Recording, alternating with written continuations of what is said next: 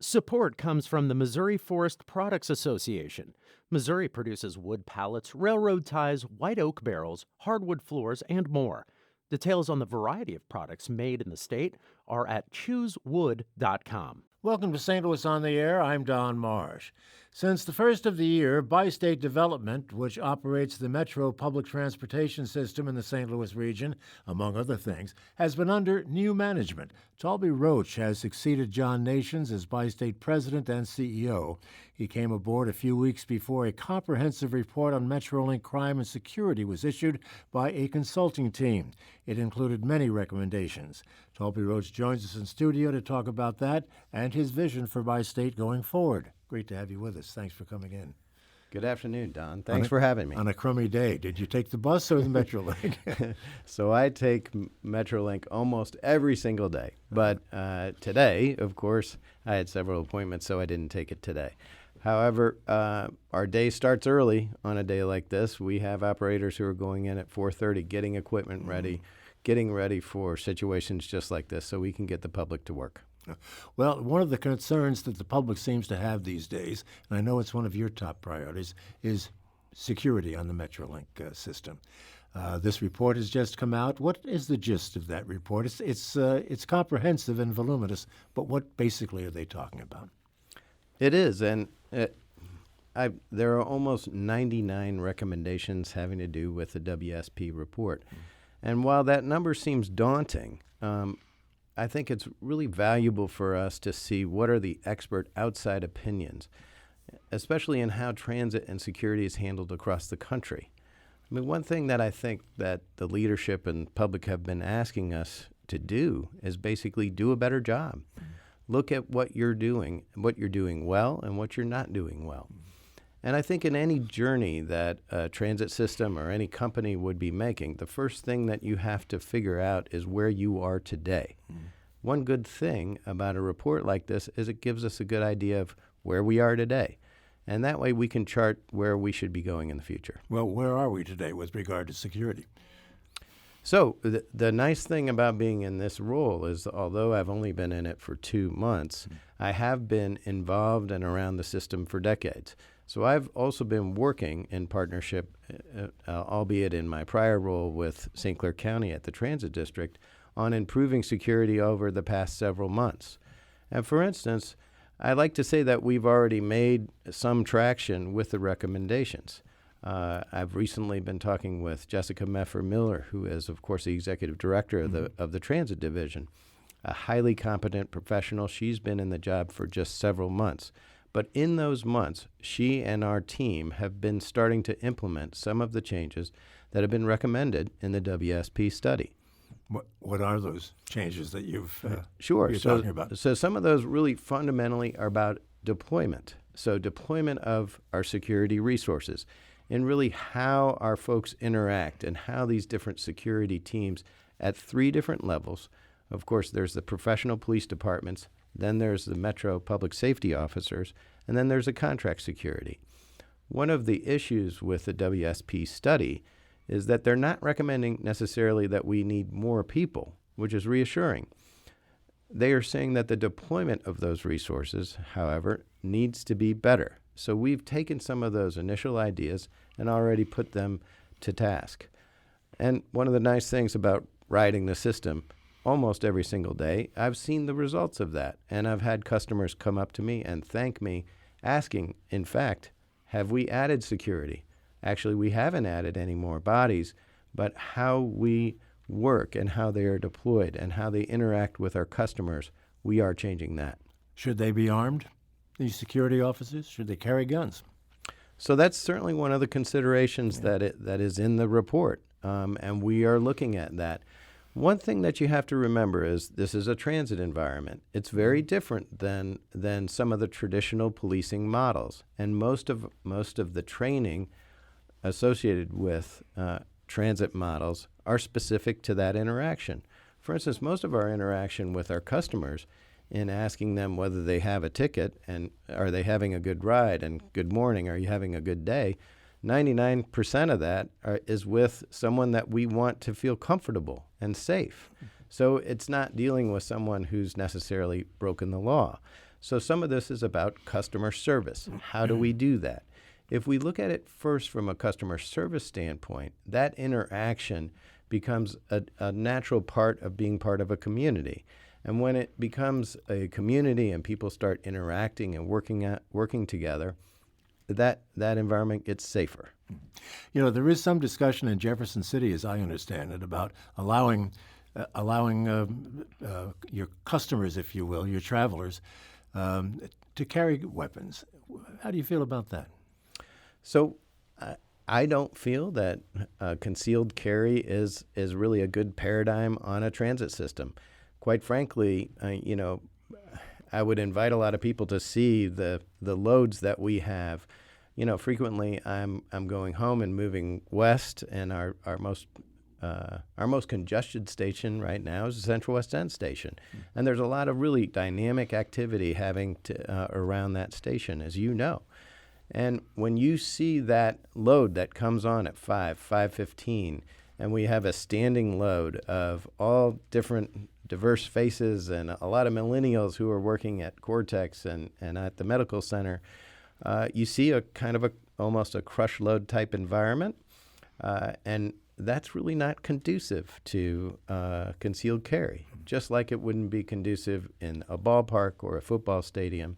And so there's environments where we feel that that's appropriate. We talked to some Metrolink customers, riders, over the last several days, and I want to play a clip from one Danielle who was asked about this idea of potentially concealed weapons being utilized on the system.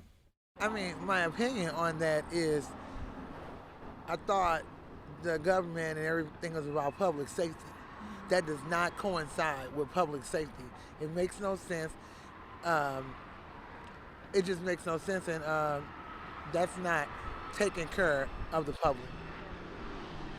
I mean, you can ask a 4-year-old why that's a bad idea, because that's going to increase violence. It's going to increase murder, and it's going to increase violence.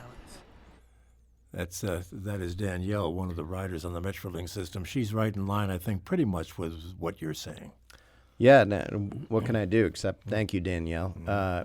But so we need to remember, what are those voices? Listen to our customers, listen to the public, ask them what they want. Not only how do we make them feel safe on our trains and buses, but we want them to feel comfortable, so that beyond safety, they're comfortable checking their emails, they're comfortable reading a book on the way to work. That's what our goal should be. We should always be trying to get to that situation where I like to think of transit as a neighborhood. It's a neighborhood with a diversity of voices and a diversity of opinions, and we need to do our best to make it a safe neighborhood. What is the future of in terms of expansion for the system? Buses, trains? Right. So I like to think of transit as just part of a transportation environment. Our transit should be working in conjunction with roads and highways, and really how we expand our city. I'd like to think of transit as a key component of how we see the future of the greater St. Louis area.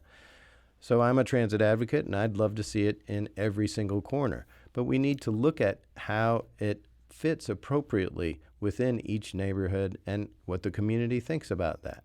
Not unexpectedly, we're getting some input from our listeners, and I'd like to encourage that. Our number is 382-8255 or 382-TALK. You can send us an email at talk@stlpublicradio.org or send us a tweet at STL on air. And let's call in Gabe, calling from St. Louis, who has the next question that I was going to ask, but let's have him ask it. Go ahead, Gabe. You're on the air. Hi, thanks, Don. And I ride the Metrolink infrequently, probably 2-3 times a month. Find it pretty convenient. But my question goes to the ticketing approach that I experienced moving to St. Louis from out of town, and the fact that it's almost like an opt-in system of buying the ticket, and whether there are any security implications by way of, that you can access a Metrolink train at least without having to necessarily buy a ticket. Obviously, I always buy a ticket. Sometimes the validation works, sometimes it doesn't. But it seems that you can access the trains without purchasing a ticket, and if that has any security implications that the consulting firm looked at. We get this question a lot, by the way, Taulby. Sure, and absolutely, there are implications. So our system was originally designed, of course, in the 90s, and it's based on an honor system, and it is based on, for instance, having to validate most of the tickets. Although a majority of our ticketing has to do with our regular monthly riders and so on. However, there's certainly some aspects from the security study that we intend on implementing that would modernize some of our ticketing media, and that certainly is a weakness of our system. We can do better associated with that. One of the really key components that they're talking that is recommended in, for instance, security through environmental programs is through access control. So one thing that our law enforcement partners have been asking us to do in the design of the system is to limit access so that they can patrol that access point and check fares more reliably. It's a fundamental component of security. Unfortunately, some of the redesign of some of those systems does cost a little bit more money. However, that's one of those fundamental design elements that we should be looking at. I'm often asked, when will we be finished looking at security? When will this job be done? There really isn't an answer to that, because we should always be trying to modernize security. We should always be responsive to what the changing dynamic is with our customer and what are the modern features that we can bring into it to make it a better ride. You're talking about a lot of things that require a lot of input from staff, for instance, and some will require money. You're reducing the size of your staff and you're reducing your budget, aren't you? So That's right. These two square? Well, sure. They do square, just like in the private industry. We have to be a growing and changing organization. So sometimes, especially with changes in policy, there have to be adjustments made. That part of the reason why I was brought in as the new president and CEO is to try to bring the system in a slightly new direction. And in doing that, I have made some staff changes, and that's right. And also, additionally, we are stewards of the public money. We are accountable to make our budget, and we are accountable to show that we're responsive to not only to our leadership, but also to the public and to our riders.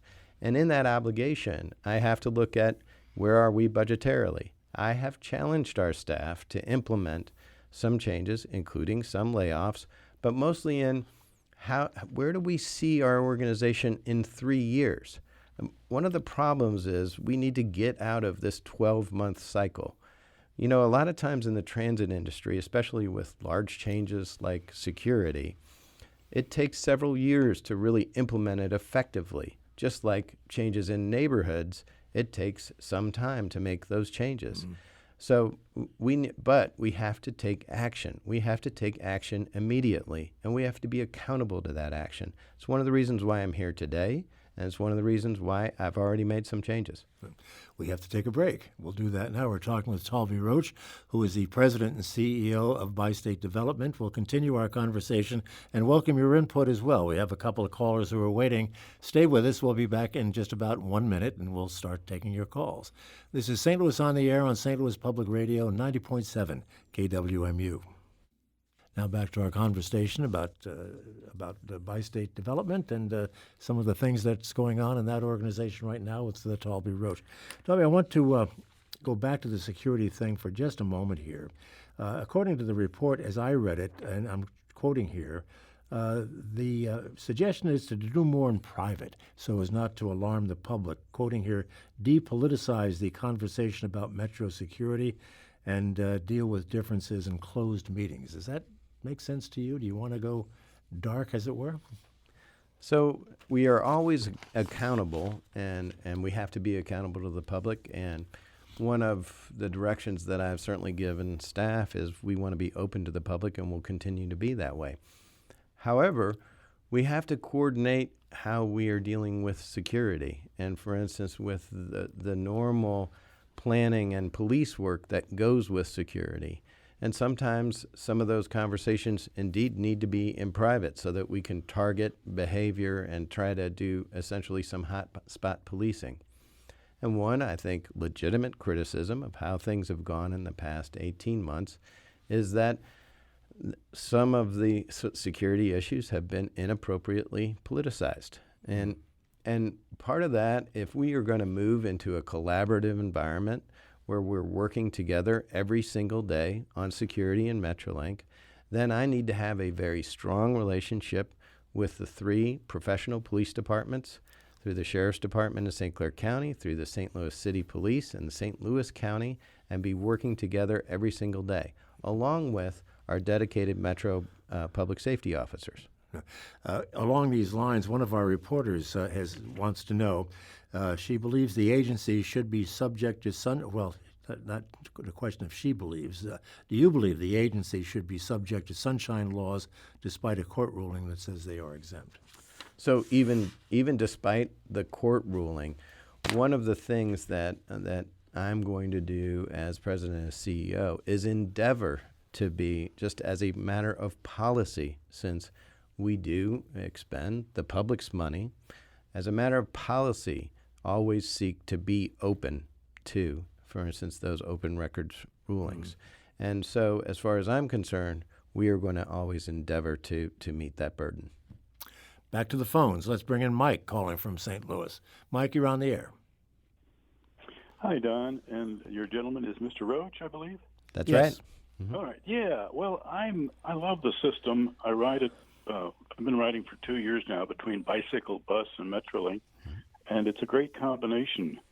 But the problem I have is if I were a new rider, and even now as an old rider, I've suffered not being able to see where my bus is. I'll get to maybe the Shrewsbury Metrolink station. I'll get off and I'll look around, and I can't see my bus because there's no should be a large sign above each bus to tell you which is a 30, which is a 56. I was there about a month ago and got off the 11 and started looking for the 56. And I literally had to go to 5 different buses and stand in front of them and look to see if that's the one.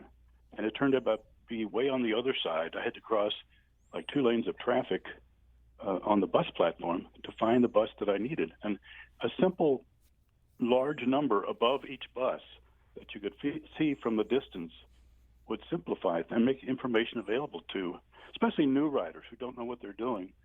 They would be sort of terrified to try to chase down the bus that they're supposed to get. Thanks for the call. Go ahead. Sure. So one of the recommendations in actually the security study is to be a little more cogent and comprehensive in our fundamental signage. So one of the things that we can do a better job of is communicating with everyone who is out on our line, whether that has to do with, for instance, the fundamental rules of riding, essentially that are mostly behavior-based, how to make a secure and comfortable environment, but also how you access our system. So there are some big changes to our system in modernization that is coming, and that is through Metro Reimagined.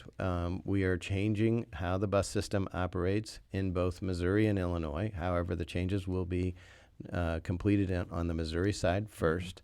And that's to try to be a little more responsive to the modern customer that is interested in more frequent service and service that's accessible electronically, so that there's cleaner communication in how folks move around in this modern world. And so we're working on that. It's a very fair critique, and it's something that we should always be looking at. You know, anybody who uses the system has a list to a greater or lesser length on things they'd like to see changed. We have a clip from one of your riders who has a very basic boilerplate wish list. Let's listen to what Yolanda has to say. More security during rush hour this time of day. Smoking on the train and just rowdy behavior. That's actually the things that Yolanda does not want to see that she is seeing. How do you address things like this? I mean, these are kind of basic things.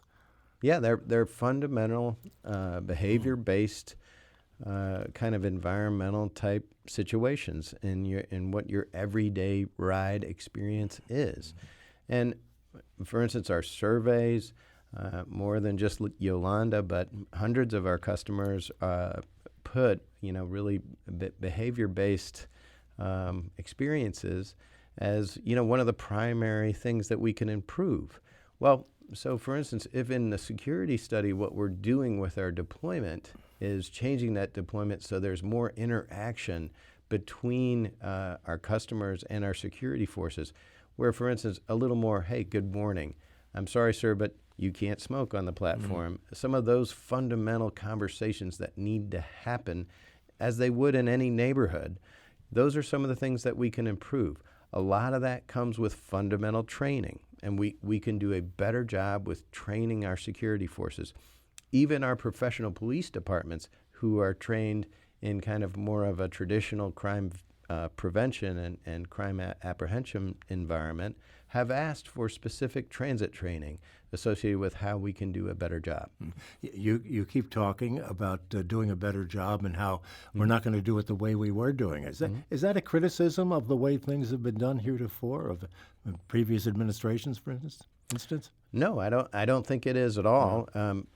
Again, what I think my job is to figure out where we are today and where we're going. And there's nothing I can really do about the past, but I can recognize that things have changed. One of the really interesting aspects about coming into the studio today is here we are in the Grand Center neighborhood. Think of how different this neighborhood is from really 5 years ago, from 10 years ago. Our system was designed in the mid-'90s. It's very different. However, as the leader of this system, I need to be trying to push my team so that they're responsive and so that they're looking at changing the system so that it fits with the new neighborhood that we operate in. Yeah. One of the things we must talk about, because it comes up from time to time, is the notion of expansion. We talked a little bit during the break because we have a note here from Rita, and I'll have to just adjust this here, who is talking about expansion into St. Charles County. That's not on the books yet by any stretch of the imagination, but she really gets to the idea of what role public transportation can play in helping to preserve the environment. She says, if you go out to St. Charles County, what can you do to make environmental improvements in the system? So, of course, I'm a transit advocate, so, boy, I'd love to build out to St. Charles County. But we have to make the case to the overall public about how that fits. How does that fit for St. Charles County and for all those citizens, and what can we bring to them? One of those, for instance, obviously is the environmental efficiency that transit brings. The other is, of course, how does transit interact with the other, for instance, transportation resources in St. Charles County? I've noticed those bridges tend to get a little congested. If, for instance, MoDOT could make a design change that took care of, for instance, 10% of rush hour traffic, they would make that investment. And what I would be saying is that, for instance, during rush hour, transit works best when roads work the worst. So, for instance, transit works best during rush hour periods. So we can relieve some of that congestion, for instance, where even some of the people who don't take Metrolink out in St. Charles County, but they can see the value of it because their for instance, ride is in a car is a little better because we're providing rides to several thousand people in a parallel conveyance. One of the reasons there is no service out to St. Charles County is because people at the beginning, when all of this was being talked about initially, they were afraid that it would bring city crime out to the suburbs. And there are still some fears about that. People near Metrolink stations are concerned. Do you hear much about that? Certainly that's always in the narrative. Yeah. And what we need to do, and really my job, is to square my shoulders and admit what are the issues that we need to be working on. Because not only is there just where security is from a statistical standpoint, but there's the perception. Exactly. I need to aim for perception. Mm-hmm. If people think that Metrolink is dangerous, even if it's not, I need to try to get to the think. I need to convince people that we have a valuable system that's well run, that is safe and comfortable. For the record, there are no plans at the moment to expand to St. Charles. Not that I know of. Okay. What about north-south? So north-south, for instance, is in the planning phase, and right now we're working with our partners at East-West Gateway to try to look at those different corridors. Certainly, it is in the study phase, and it has not been handed to us to develop it. But of course, I see it as an opportunity. How do we weave this transportation asset into what would be the new neighborhoods of North and South? And I'd love to be a part of that. I think it's an exciting opportunity. And one of the things that I guess I would challenge everybody, including myself, is how do we see ourselves as a city? How do we change those neighborhoods? How do we grow them? Do you see an increase in ridership? And I'm thinking of the millennial generation, which is sort of disavowing cars, if you will, and turning more and more to public transportation. You seeing that? Yes, absolutely seeing it. So besides when we do customer surveys, how certainly people are interested in security. Very recently, one of the things that we're asked for all the time is Wi-Fi. I was just going to bring that up. But if we're thinking of this as a comprehensive customer experience, including not only being safe but comfortable, right? Wi-Fi should be one of those things that we offer. We should always be looking as what is the highest customer experience that we can get, so we can attract new riders. You know, in the end, Don, what I have to do is I have to get folks in seats. You know, the results are, where is my ridership going? Mm-hmm. That's really, and security, yes, is the priority. But security is the priority so that we can get more folks riding our system. Where folks are going is a question that Kim has here. She asks in a tweet, when Metrolink was first proposed, Jefferson County and South County were very interested. Any update? Oh, gosh, I'd love to get them interested. And part of getting them interested and getting those communities interested is by providing relentless customer service. That's what I'm trying to do. I'm trying to impart that idea to all of my employees, including my bus operators and my call-a-ride operators, our security folks. All of those should be looking, how can we serve our customers? We have another question here via the new technology, if you will. In recent weeks, the accuracy of real-time updates has been poor due to delays because of inclement weather. Are there any efforts being made to improve real-time updates via Google Map and the Transit app?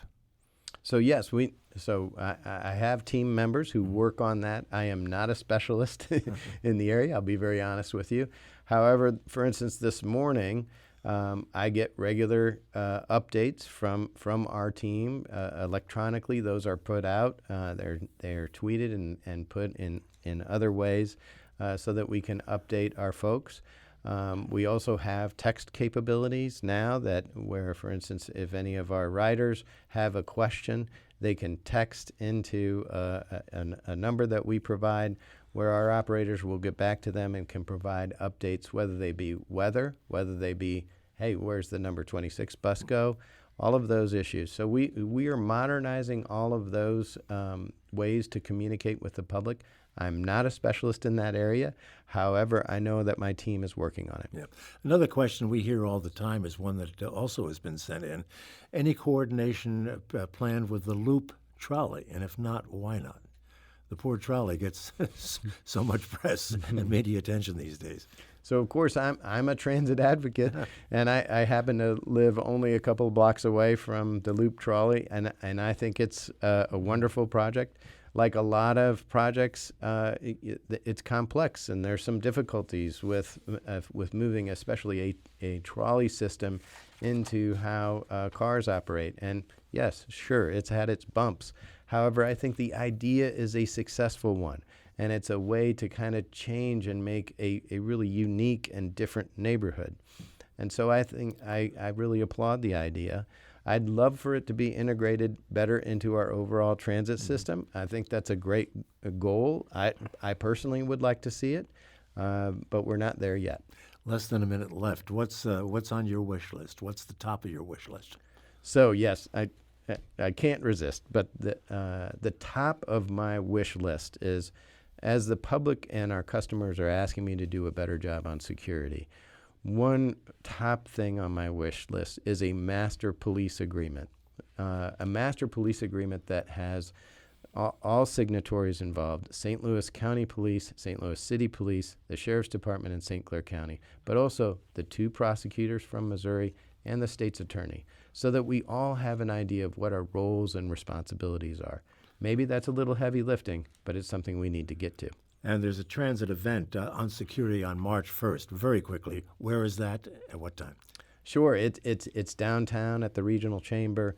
I will be there, and we're going to have a panel discussion. We'll put information about that on our website at stlpublicradio.org. Taulby Roach, thank you so much for being with us. Congratulations on the new job, and best of luck as you continue. It's been Thank you, great Don. talking to you. This is St. Louis on the Air on St. Louis Public Radio, 90.7 KWMU.